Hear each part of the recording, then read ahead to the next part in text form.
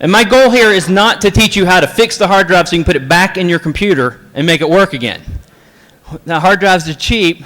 If you can repair the hard drive, get the data off of it as quick as possible, then you don't need that hard drive again, and you just throw it in the garbage or do whatever you got to do. So let's find out for real if this is going to work. All right. A little bit about my presentation. It is all done in Flash.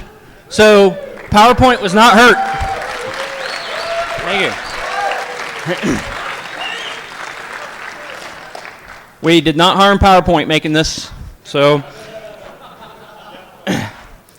on the CD, you will find the Swift file. You can drag and drop into any browser, and you can play it. You can also go to forensicspeak.com, and I have it up live with a couple of spelling errors fixed. So one of the things that I want to describe to you is some of the common things that you might not know about a hard drive rather than the things that people always seem to say. I was at a drinking contest a couple days ago, and a guy sitting next to me who's a high-end tech said, "You can't do that because those hard drives are hermetically sealed." How many people think a hard drive is hermetically sealed? No? How many people think it is sealed at all? Oh, look, a couple of hands.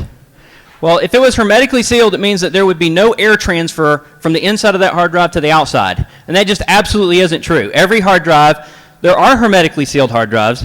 Let me just state that the DOD or somebody who's flying in an airplane very high would have to have a hermetically sealed, because when the air gets so thin, the air will not support a head floating in the air. So the hard drives that you buy at the store are not sealed at all. They have a little hole, a filter, sometimes in the top, and sometimes there's some underneath the platters themselves to try to help equalize the pressure as you turn on that hard drive and get it running. Usually, let's see if this works. Usually, it's in a gap in an area over here, and it's sometimes on the lid of the hard drive that you will see this hole. There also is sometimes a spacer in the back, and there will be a hole for the air to come in and a small filter that looks like a pillow sitting there. Now, the first thing I can tell you about a data recovery is if you did happen to open this drive and look at it.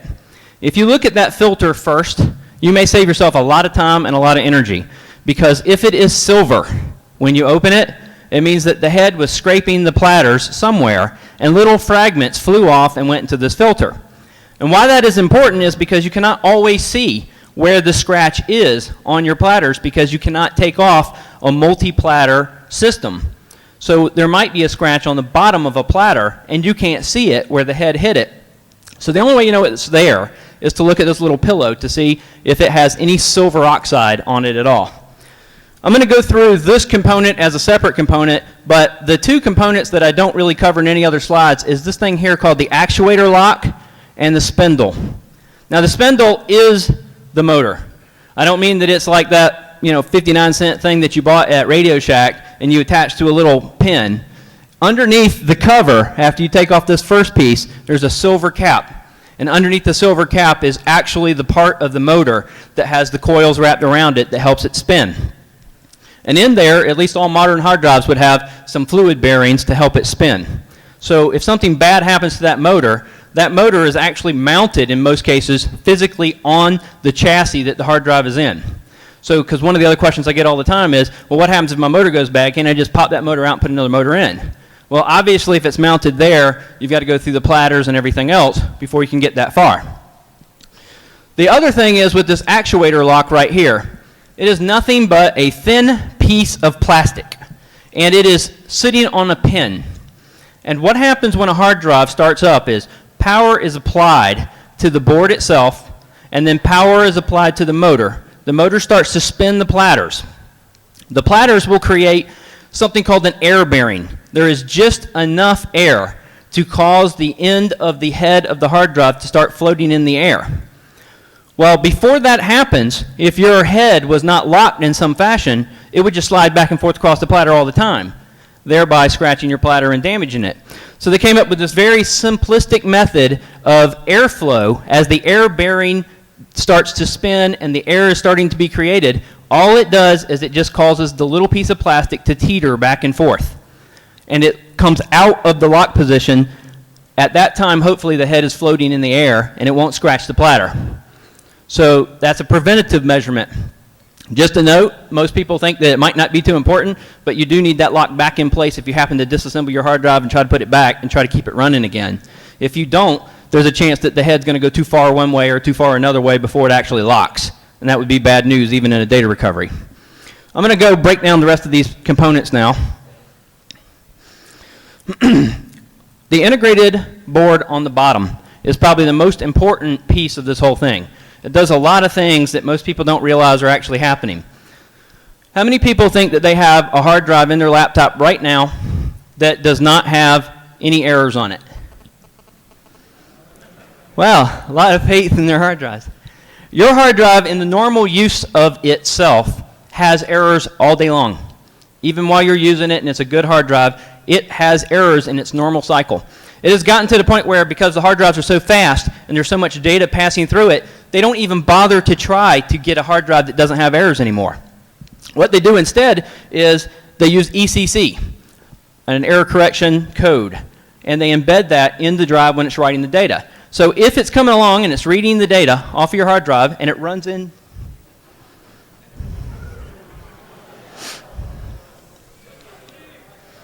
wow, these video problems, aren't they great? We have audio. Just hit cancel on that. I don't need it. Cancel. If you have what? What about Windows?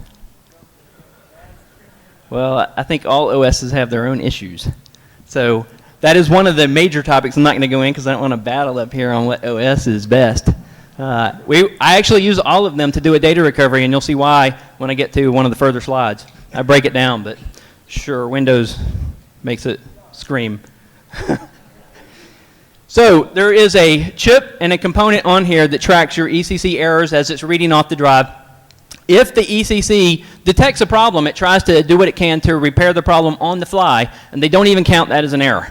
It never even gets seen anywhere. Next time it gets overwritten and data comes, it's just going to keep going. And it will retry a certain number of times as well. So when the head passes by that piece of the hard drive and it reads the data, it will retry before, whatever the manufacturer set a number to, before it will even mark it as a bad sector on the hard drive. So that's very common that every hard drive is going to have those kind of problems. So the chips are the most important thing here. Is the firmware. From one manufacturer to another, you may have some changes just even within a week or 2 week cycle. In this particular case, this is an IBM hard drive. The chassis and all the platters and everything are made at one particular manufacturer, but you may have your board manufactured at two completely different places. So 1 week it may be made in Korea, and the next week it may be made in China. And as you can see with these two boards, it's the exact same hard drive. They changed the model number, and they changed the manufacturer date. And if you noticed, every hard drive has that date on it. Well, this is one of the reasons why. If they don't know when it was made, they don't know which firmware they used. So in this particular case, you can see that the chips are in different places for the same hard drive. That becomes really important in doing data recoveries, because if I get a hard drive that came from 2001 and it was made May 1st, 2001,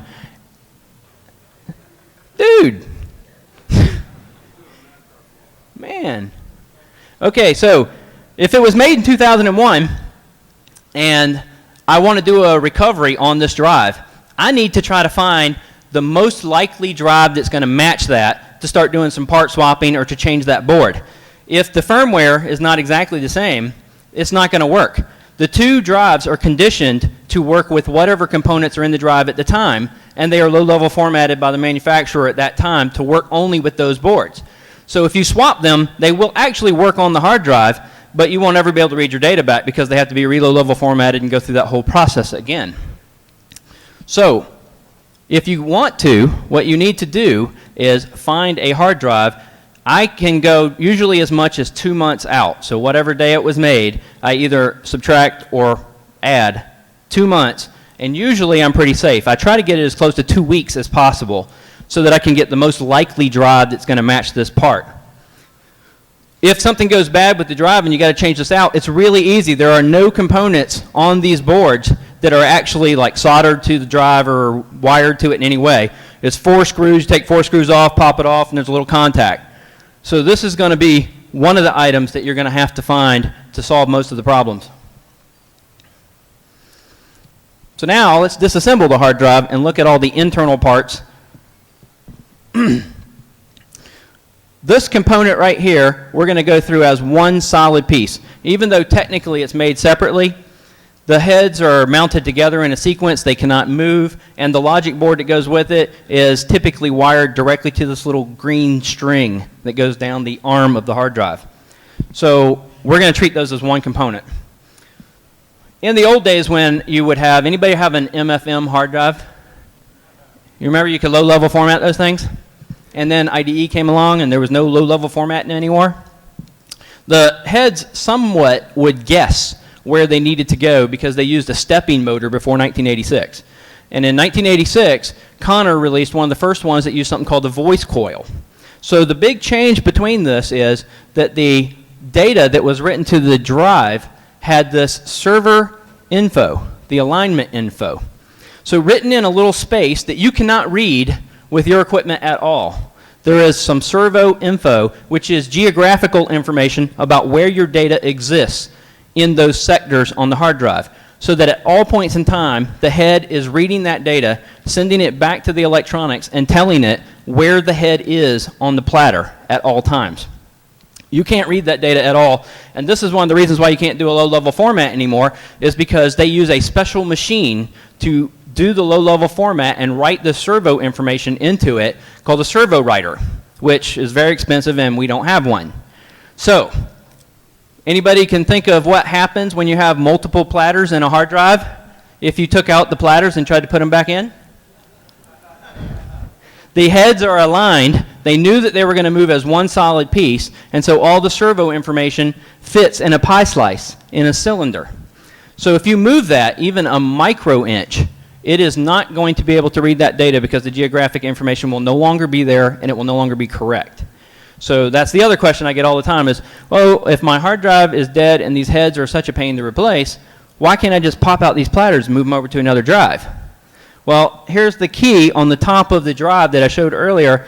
There's one screw. Sometimes there's a couple of screws. If there's more than one platter, they spin freely.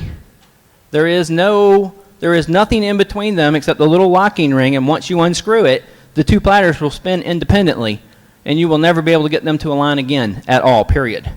So the hint here is we're not going to be moving platters from one drive to another if there's more than one. So let's go into the head a little bit. Most of the technology that we use is actually extremely old. Almost everything that we do was invented by IBM, and most of it happened before 1950, 1956. The first hard drive that came out was released by IBM in 1956, and they used a magnetic oxide, an iron oxide. Anybody know the other name for iron oxide? Rust. And it's very soft on their platters. And in 1956, the heads actually touched the platter. They had a lot of wear on those platters, and in order to get 5 megs, you would have to have 50 24-inch platters in order to get 5 megs. So you've got heads scratching these platters all day long.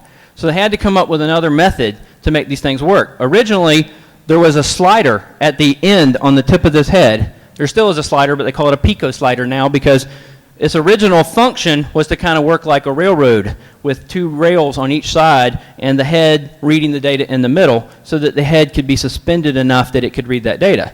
Today, since it floats, we don't have to worry about that, so it needs to be small enough just to mount the information, the pieces on it, so that it will be light enough to float in the air. But they discovered, because of that wear, that they needed to do this, and an engineer figured this out and released a hard drive in 1963 that the heads actually floated, and that's called the fly height.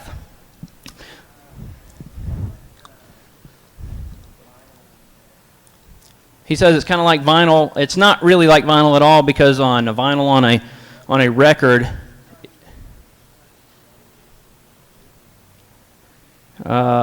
right, you're reading the magnetic information off of it. There's no laser yet. They're actually working on that. Right, one touches, the other one doesn't. So the arm of the hard drive is actually manufactured in such a way that wind resistance is what helps it float. That's why it looks a lot like the wing of an airplane. Everything on that arm is optimized for speed to try to keep that thing floating in the air where all the holes are cut and everything. And that includes the triangle piece down here that was cut that way so that it would have strong rigidity but still be light and able to be lifted off. But we're going to go into how the voice coil works, since we've got every hard drive uses a voice coil today. Basically, at the end of this area here, the voice coil uses resistance like the speaker does. When you supply energy to the voice coil, it causes it to move back and forth in very small areas. So that's why they needed the servo information, so that they could try to track where the head was, because with a stepping motor it would move in certain increments, but with a voice coil it doesn't move in those increments at all. So they supply small amounts of energy so that it can move in small increments and then find out where the head is so it can go and read the data. Now, today almost all of the platters are made with aluminum or glass. Now, there's some advantages to using glass. One of the things with glass is that it's smoother than aluminum. It doesn't expand as much when it's heated, and they can do a number of different things with it to make it spin faster, because the same amount of glass that would weigh the same amount as aluminum is more rigid, so they can make the platters thinner. If they can make them thinner, they weigh less, and they can spin faster. So over the years, it has increased the speed of the ability for us to read data from this hard drive. The airflow that causes the head to float in the air, that is one of the big things that may possibly change shortly.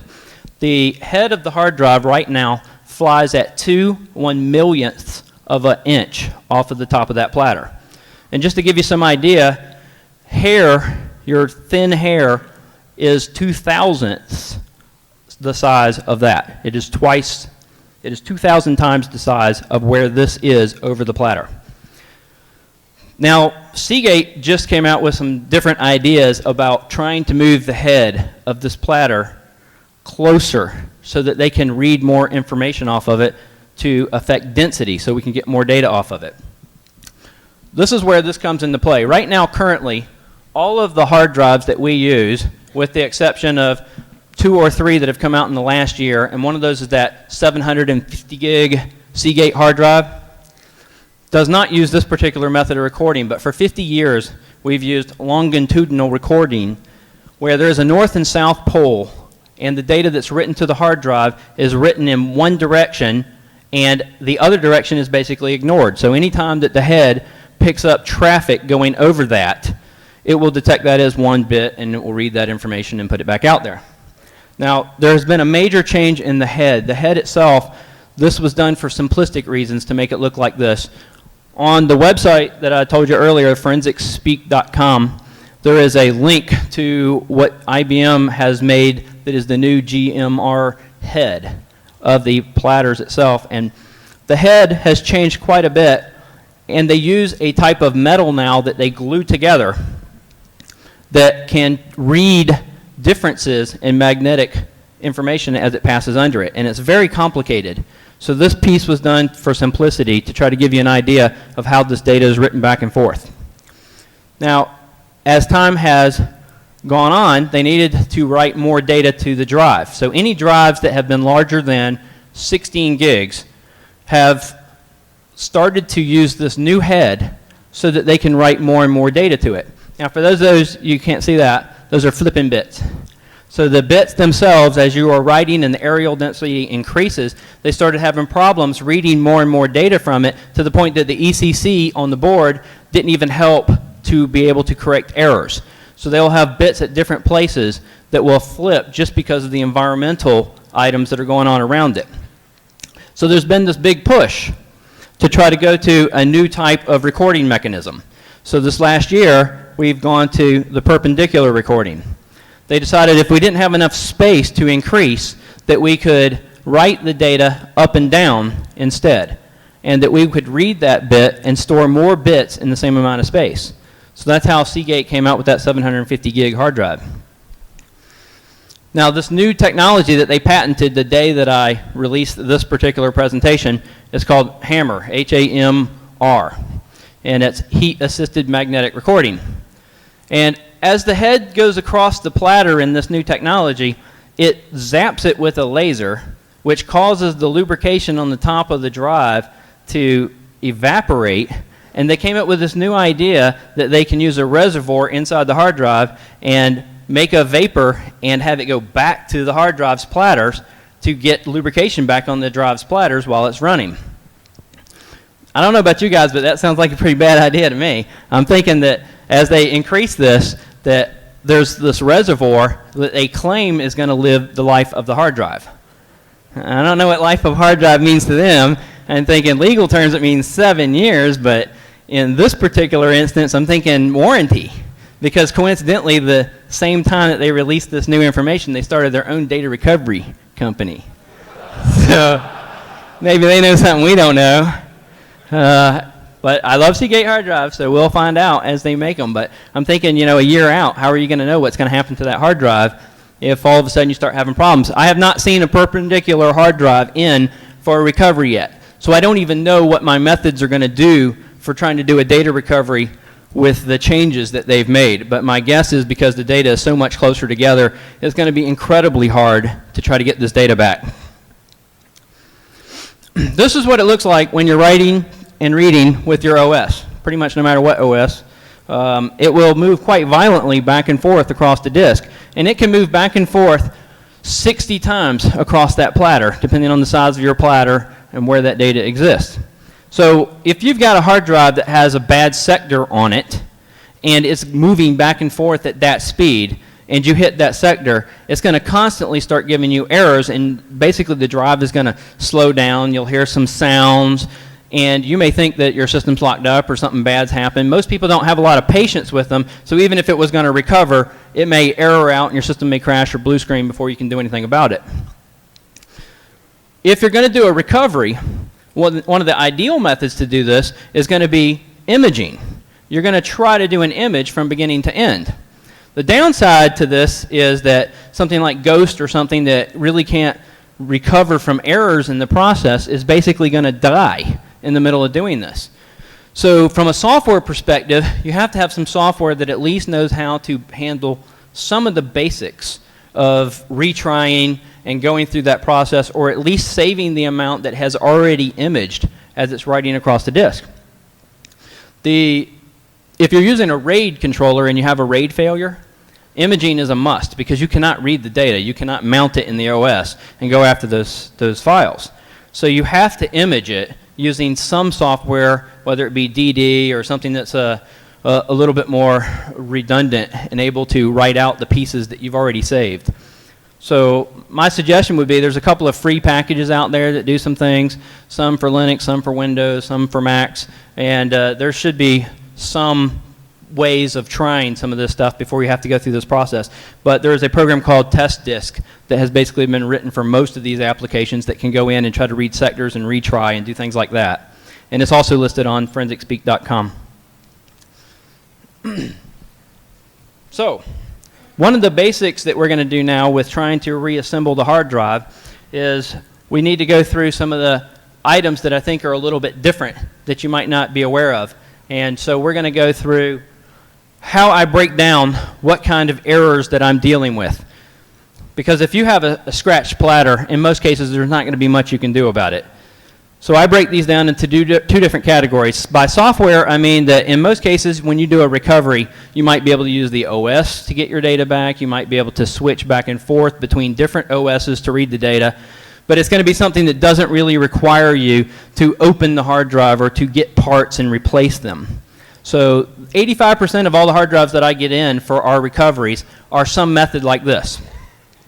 For instance, a Mac hard drive, I get a number of these where someone has one Mac and their hard drive died. There's thousands of pictures on it. Maybe they have another Mac and they go and they plug this hard drive into the Mac and it can't mount it or read it either.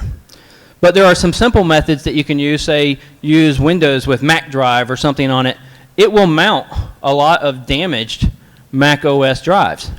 For some reason, there are some things that even Mac can't recover or repair from that you can plug into something else. Or boot on a Knoppix disk and try to read the partition or something along those lines. And it may even skip some of the errors that are already occurring. Hardware is the big one, and that's basically what we're talking about here. So I'm going to break hardware down into these categories. Most of the items that we can do are just with the electronics itself, the IDE board. So if you're able to find this board that matches exactly what you are looking for with the firmware, it's easy to pop off 4 screws, put this board on, and go for it. And in most cases, even if you've got the wrong board, you can try it and it won't do any more damage to your hard drive. It just won't work. So sometimes 2 boards or 3 boards might be the trick here, depending on what firmware is on those boards and where they came from.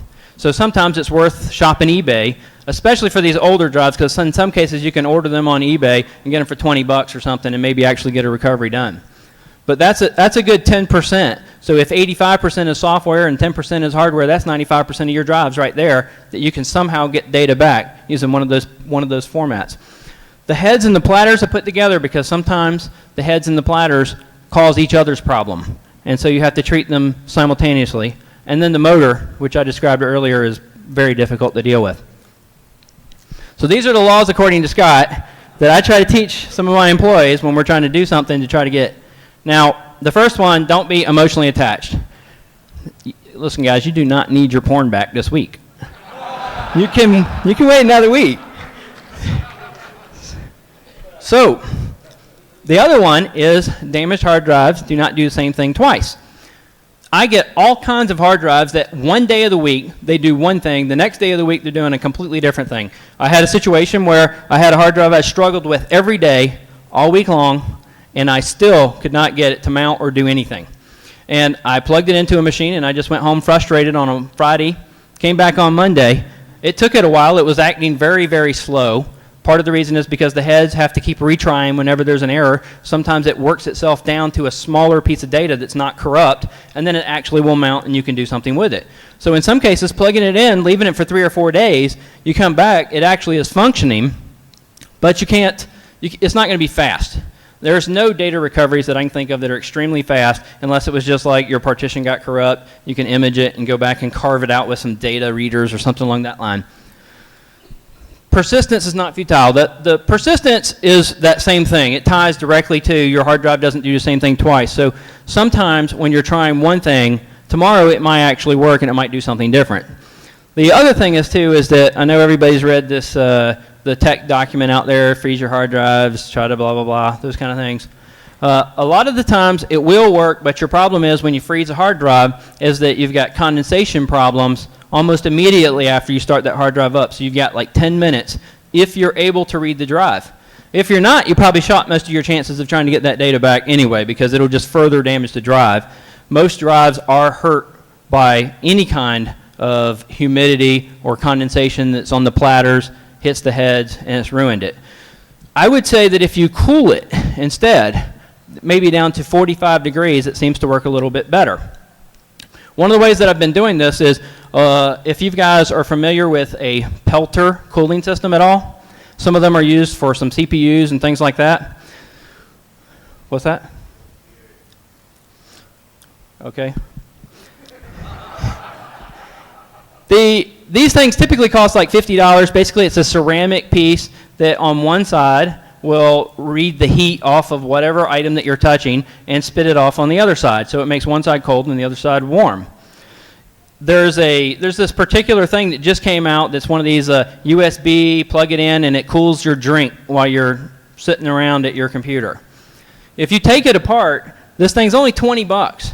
And if you take it apart, this thing's got this particular ceramic in it. You can take off all the pieces except for the ceramic and the heatsink, and you can strip off the label of your hard drive, put this on top of it, and let it sit for a couple of hours, and it will cool the casing off enough that it will stay somewhere close to 45 degrees when you plug it in and you get it running.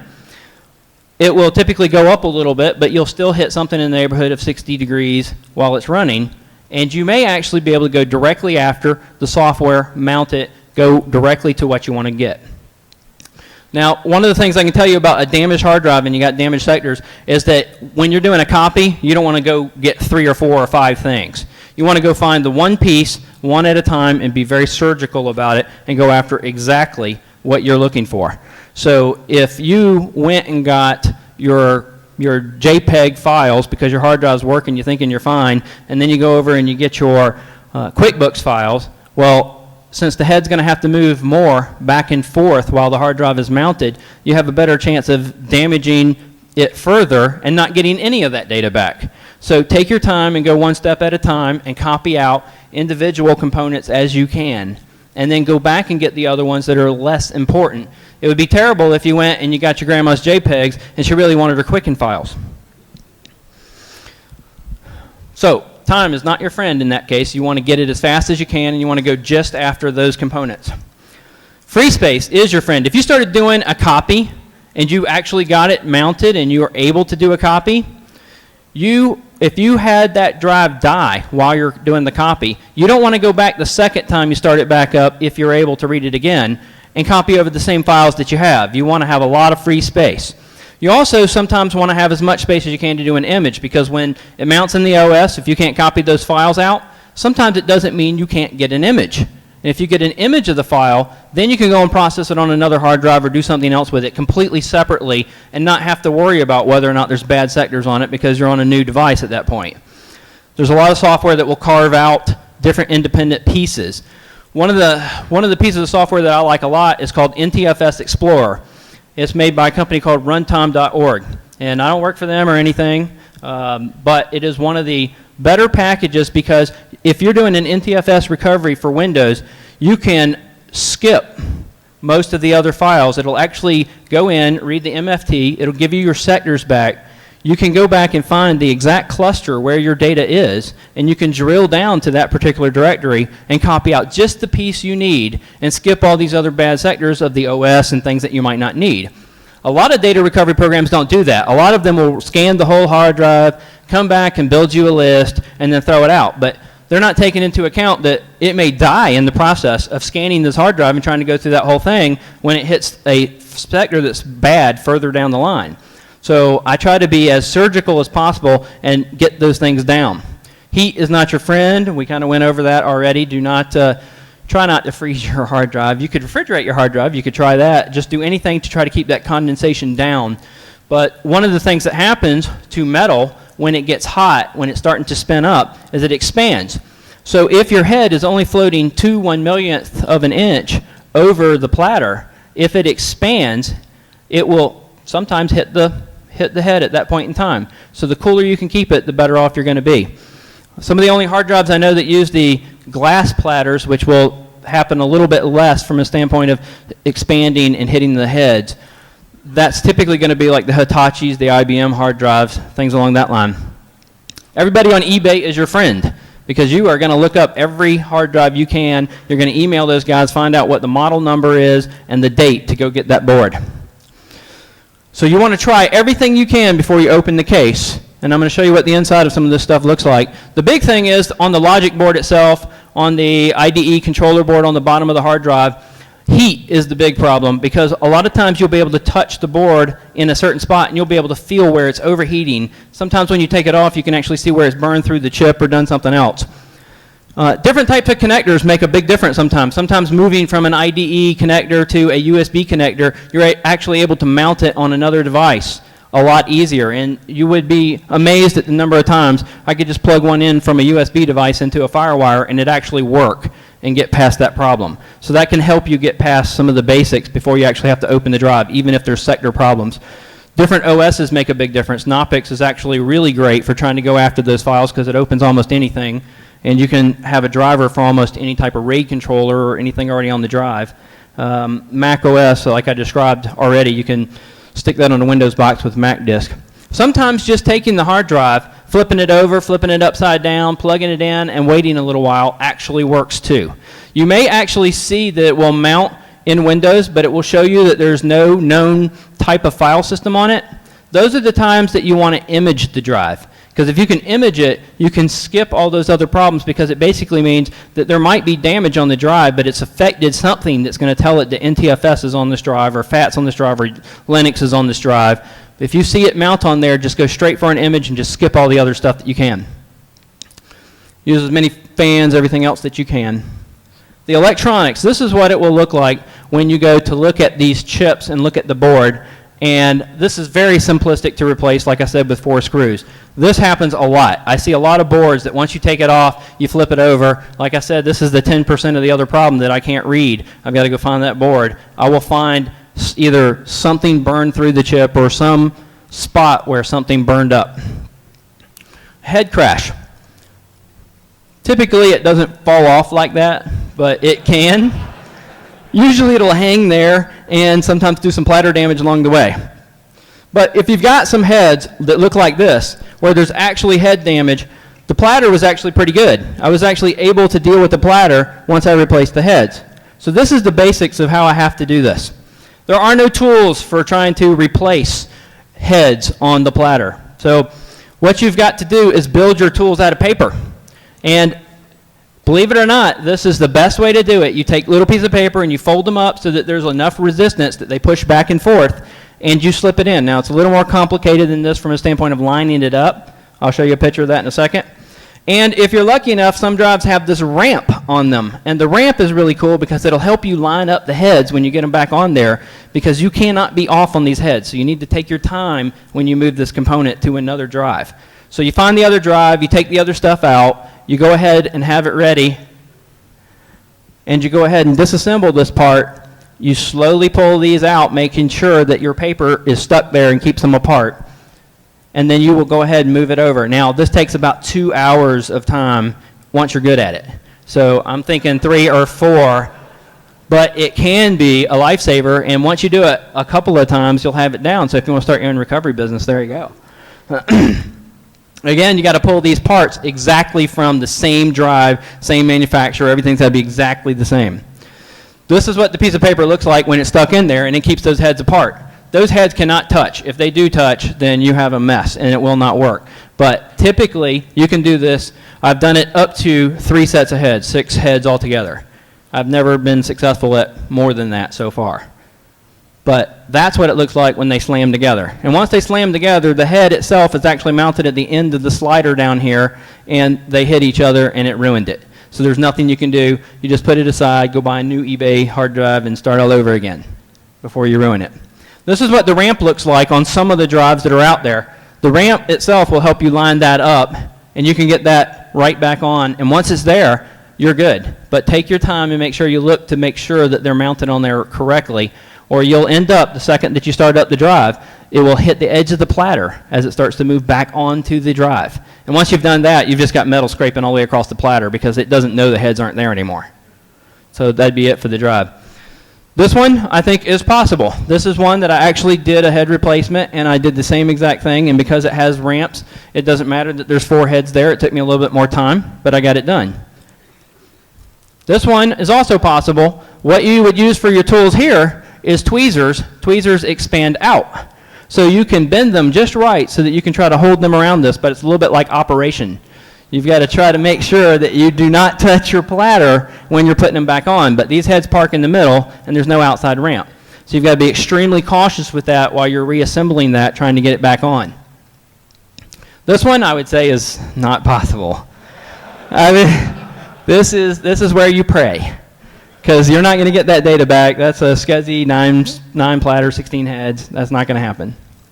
So looking at platter damage, this is what it would look like. And before you start buying parts, this would be one of the first things I say to do, is to go ahead and take a quick look at the inside of the drive and make sure that you don't see the silver on the platter sliding off, or you don't see anything on the pillow, because if it's on that little pillow on the filter, then it's underneath and you won't be able to see it. It might not be the top one. But once it's already done this, it's too late. And this is what it looks like. Now this is a glass platter, has a little bit of ceramics in it. This is from an IBM drive. In the pictures on the disk, you'll be able to see a little bit better, but you can actually see right through this hard drive. You can actually see the metal underneath it on the bottom. Both heads on both sides ate the oxide, ate the thin film right off of it, and destroyed the drive. This is another one where the heads hit it and there's a checkerboard pattern across it. That's impossible. You're not going to be able to do anything with that one either. And when you get one, like I described earlier, where the head actually falls off or hangs off, it'll start writing these little S's all over the place, and eventually you'll get grooves all the way around, and you can just have to tell your grandma that she's not going to get her pictures back. So your motor failure, This one, it may actually move, it may not. But here's a good indication of when your motor isn't working properly and it's not spinning up as fast as it should. The plastic piece over here, if the motor doesn't reach its maximum velocity, that little plastic piece will not teeter out of the way. So if you want to take off the top, look at the hard drive, and power it up, if that plastic piece doesn't move, your motor is not working correctly. So you may be able to move a single platter to another system. When you disassemble it, this is the spindle piece right here. You cannot take this out. It is manufactured to be exactly in the right spot. If you take that out, I doubt seriously you'll ever get it back together correctly enough that it will move. But in this particular case, the two platters, as you can see, have nothing on them. They are just pieces of glass, and they have a little ring that sits in the middle, which is on top of that screwed together. And that's all that's holding it together. There's nothing to keep them aligned. So this would be the reason that you could not move two platters to another drive. It'd be easier to move the heads than it would the platters. So if the motor is frozen, that's a problem. The way you tell if the motor is frozen is if, when you open it up, you take a screwdriver and you put it at the edge of the spindle right here, you can actually spin it. Then it's spinning freely. You're in good shape. You could probably replace the board on the bottom and it will probably work most of the time. This is why it looks like that through the cylinder. The cylinder actually cuts through the disc, and you will not be able to realign that information again. And so your chances are gone at that point.